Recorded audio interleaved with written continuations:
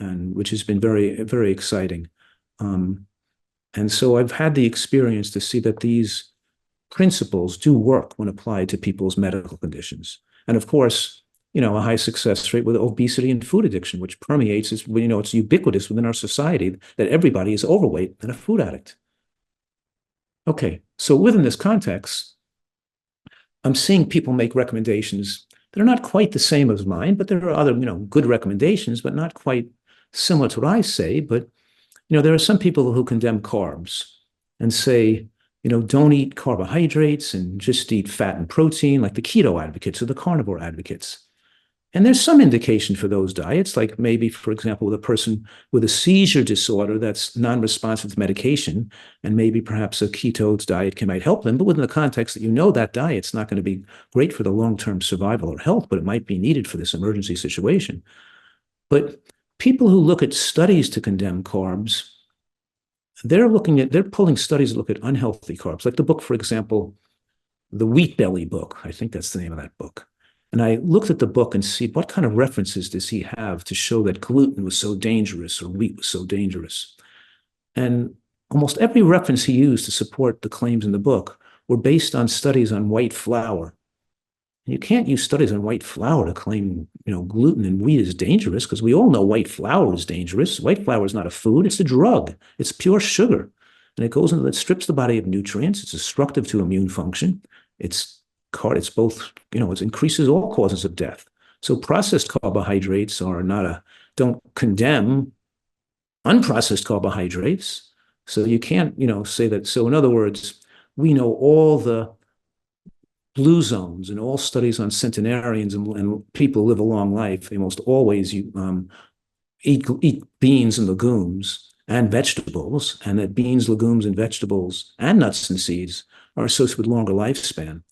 So, and we know now, which I'm going to present you many studies today that show that as you eat excessive amounts of animal protein, it shortens lifespan. And as you go into ketosis, to that degree of carbohydrate restriction, you have the highest percent of premature death. Defining a premature death as a death before the age of 65. So a higher risk of premature death when you go on these keto diets. So even a person feels better, controls their diabetes more effectively, or loses weight. We can lose weight by smoking cigarettes or by taking toxic drugs like amphetamines, but it doesn't mean that the person's going to be better off that way of losing weight or controlling their diabetes. There's a healthy way to do it. It's not going to shorten your lifespan. So I think there's a lot of information that's misleading people and there's so many keto advocates and people advocating that because obviously eating animal products and is very popular. Right? Then we have people who are fat phobic, like who say that your diet is good if it's really low in fat, and fat makes you fat, and fat, increases your risk of heart disease and diabetes even. And it's not true. To prove that, they're referencing studies on oils and animal fats. They can't prove it referencing studies on nuts and seeds, because the studies on nuts and seeds are different. They show protective effects against weight loss and diabetes and heart disease and cancer. They show longevity promoting effects. When you admit them, you get shorter lifespans. And I'm going to show you that data in detail today. So I was once looking at a person making a claim. He showed a study on fat in the diet going up with increased risk of breast cancer. So and it was a study in American population showing as fat goes up in the diet, risk of breast cancer goes up, and accordingly, suggesting that maybe we should watch our consumption of nuts and seeds because too much fat might be related to breast cancer.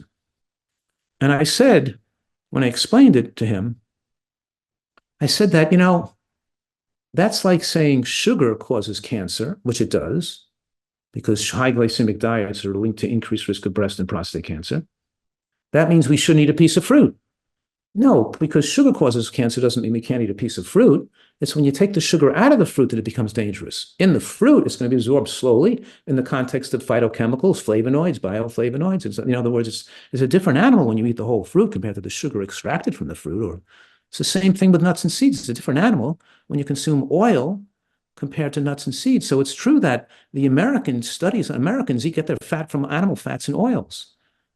Was us nutritarians get our fats from avocados, nuts, and seeds, not animal fats and oils. We can't group it all together. We can't look at a study looking at oils and animal fats and saying, because those fats are bad, that these fats are bad. In other words, you have to look at what do the studies of nuts and seeds show. And by the way, I'm explaining here that when you get your fat from oils and animal fats, the oils or the fats are absorbed into the bloodstream immediately, rapidly, and in high levels of absorption, high levels of concentration in the bloodstream.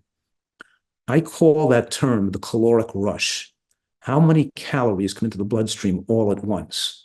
When you pour oil on your food, all those oils come into your bloodstream all at once, maybe at 50 or 60 calories a minute. So when you have a couple of tablespoons of oil, that's 240 calories, and those 240 calories enter the bloodstream in the first 5 minutes. 200 calories in the bloodstream within 5 minutes. That's 50 calories a minute, right? That's not normal. That caloric rush has such a high caloric concentration in the bloodstream that the body can't burn it for energy. We only burn about 40 calories from energy an hour at rest, not 40 calories a minute. We mean 40 calories an hour when we're at rest. So in any case, 50 calories an hour. So we have to store those calories as fat. So it turns up fat storage, and it causes pathological damage. And also the caloric rush stimulates the dopaminergic and addictive centers in the brain, making us dopamine insensitive and desirous of more dopamine stimulation, turning us into an addict. It's almost like eating sugar. Eating oils like eating sugar, as they both are foods that give a tremendous amount of caloric rush in the bloodstream. Where when you eat nuts and seeds, the calories absorb so slowly, like 1 calorie a minute. You know, if you're eating a couple of hundred calories of nuts, it'll take 3 or 4 hours to be digested. 180 calories coming over 3 hours is 1 calorie a minute, not 50 calories a minute. It's 1/50th the amount of calories. And when you're getting 1 calorie a minute, your body preferentially burns it for energy. It doesn't turn on fat storage. It just uses it as part of your energy source. It doesn't cause insulin resistance when you're burning fat for energy. It only causes insulin resistance when you're storing fat. This whole thing is just being, people in the audience is being terribly confused here. So I want to make it clear that it's not necessary to be fat phobic, even when you have heart disease or diabetes. And I'm going to go into the data here and show those studies that phobia is not based on the overwhelming amount of evidence. Number 3, people who bash protein and who say that, we have to be on a low protein diet are using studies showing animal protein or isolated soy protein, these concentrated sources of protein that put excessive amounts of protein in the blood all at once, as showing protein being harmful. But when we use high protein plant foods like beans, pumpkin seeds,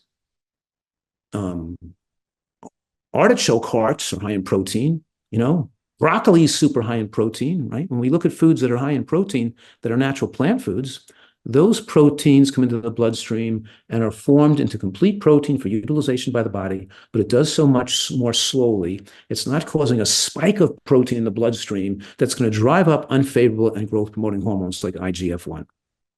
So I think that this is just putting this in perspective, that we need these macronutrients, but it's the type of macronutrients we consume, not the amount.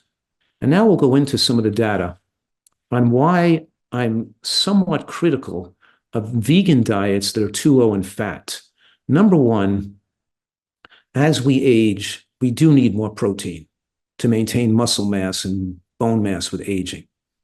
And when a vegan diet in your middle ages, you could probably get by in your 30s, 40s, and 50s with a diet that's mostly fruit with a little bit of vegetables or whatever else you're eating, because your body is more efficient at digesting and assimilating protein. But as we age, it's natural to lose some muscle mass and strength, and we do better and live longer when the IGF-1 doesn't drop excessively low and we maintain more muscle strength and size and utilizing, and that's where the fruitarian diet or a macrobiotic diet or a diet where a person's afraid to eat nuts and seeds and therefore, is eating too much fruit. And I'm mentioning fruit here because fruit is the only whole food that's low in protein. Because let's review the other whole foods. Intact whole grains have adequate protein. Vegetables have protein adequacy. Nuts and seeds are rich in protein, and beans are rich in protein. The only of the five categories, I don't know if I'm missing anything, of the plant kingdom that's relatively low in protein is fruit. Unless you're pouring oil on your food, you're eating a lot of protein-containing foods. So the only way you can make this diet excessively and dangerously low in protein is by pouring oil on your food instead of using nuts and seeds or using too much fruit. Because when you pour oil on your food, don't forget, for every 100 calories of oil you add, you've just removed like 5 grams of protein per 100 calories of oil, because if you use nuts and seeds to get that fat, to get those same amount of calories, it would have contained 5 or 10 grams of protein. So the reason why using oil strips the diet of protein is because you're taking in an unnatural food which lost its protein content. So it's crazy. You do a vegan diet. That's why there was a study on British vegans that showed they had higher rates of osteoporosis, because compared to a nutritarian diet, I analyzed the diets they were eating, and their diet was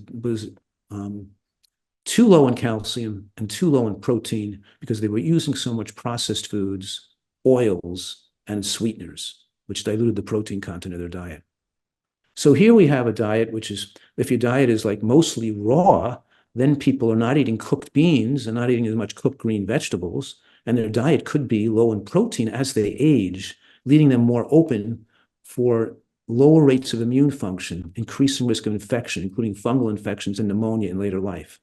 And my 35 years of experience in taking care of the plant-based community as a primary care physician has enabled me to see a lot of people on fruit-based and low-protein diets do well until they got older, and then they deteriorate rapidly and get higher risk of infection.